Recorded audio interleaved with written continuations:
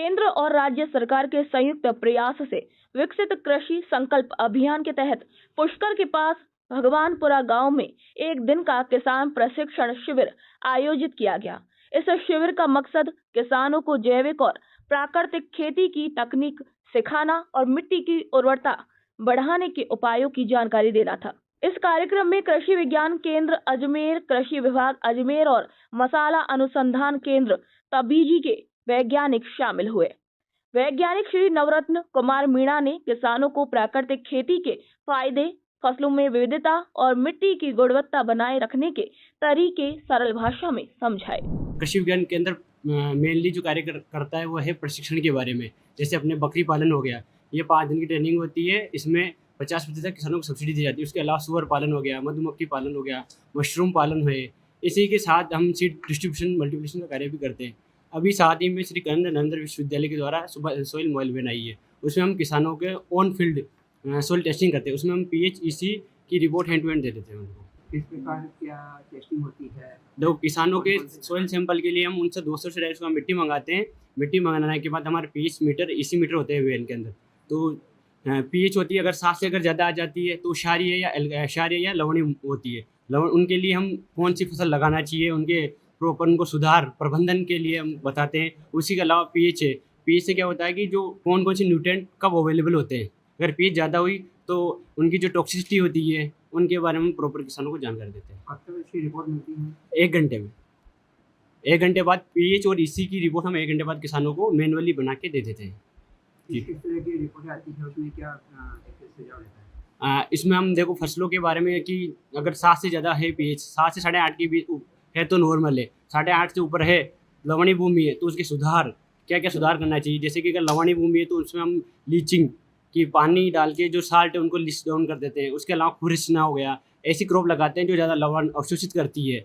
उसके अलावा अगर अम्लीय भूमि है तो अम्लीय भूमि के लिए अपन ये करते हैं कि चूना डालते हैं उसमें अम्लीय भूमि में, तो पीएच बैलेंस हो जाती है। पीएच बैलेंस होती है तो सबसे ज़्यादा जो माइक्रोन्यूट्रिएंट्स होते हैं वो प्रॉपर मिल जाते हैं और अपना प्रोडक्शन इंक्रीज होता है। इसी के साथ अगर ईसी होती है, इलेक्ट्रिकल कंडक्टिविटी, हम उसकी रिपोर्ट देते हैं। यदि वो 1 से ज़्यादा है तो हानिकारक है फसलों के लिए, अगर 1 से कम है तो वो नॉर्मल रिपोर्ट मानी जाती है। कृषि संकल्प योजना का कार्यक्रम किया। ये भगवानपुरा और सवाईपुरा के किसान थे और हमने यहाँ पर बढ़ चढ़ कर किसानों ने भाग लिया।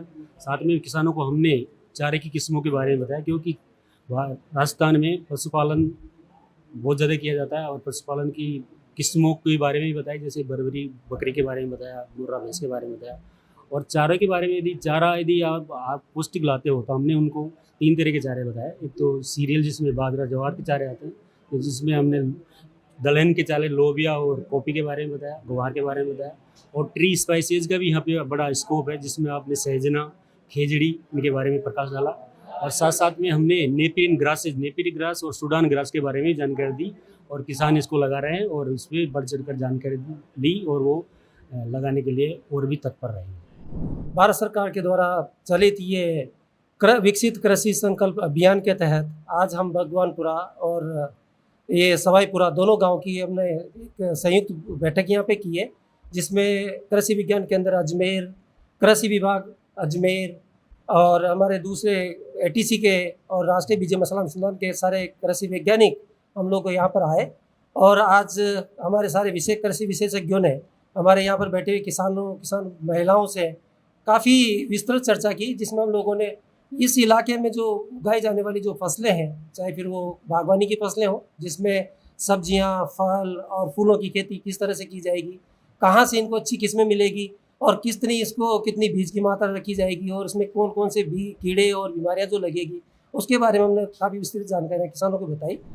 जो इस कार्यक्रम में हम लोगों ने यहाँ जो भगवानपुरा में करा है, सभी कृषकों को हमने जैविक खेती और प्राकृतिक खेती के बारे में अवगत कराया। जैसा कि भारत सरकार का भी पुरजोर है कि हम रासायन मुक्त खेती करें और स्वास्थ्य में, मृदा स्वास्थ्य में और मानव स्वास्थ्य में उसका लाभ हो। इसके लिए हम लोगों ने प्राकृतिक खेती में किस तरह की विधियाँ हो सकती है उसके बारे में जानकारी दी। हमने किसानों को ये बताया कि जैसे सरल कंपोस्ट हम किस तरह से बना सकते हैं, जो कि हमारा गोबर इस तरह से पड़ा होता है, वेस्ट होता है, उससे हम सरल कंपोस्ट बना सकते हैं और खेतों में डाल सकते हैं। उसी तरह से प्राकृतिक खेती में उपयोग में आने वाले बीजामृत है, जिससे कि हम बीज उपचार कर सकते हैं और बीमारियों से निजात प्राप्त कर सकते हैं। साथ ही हमने जीवामृत के बारे में इनको बताया कि जीवामृत किस तरह से तैयार किया जा सकता है। जैसे किसी किसान के पास अगर एक गाय है, एक गाय से वो कम से कम 5 से 6 एकड़ की भूमि में अच्छी तरह से जीवामृत और घनजीवामृत का उपयोग करके खेती कर सकता है, जिसमें कि कोई ज़्यादा रसायन नहीं लगेंगे और इसको जीरो बजट में वो अपना उत्पादन ले सकता है।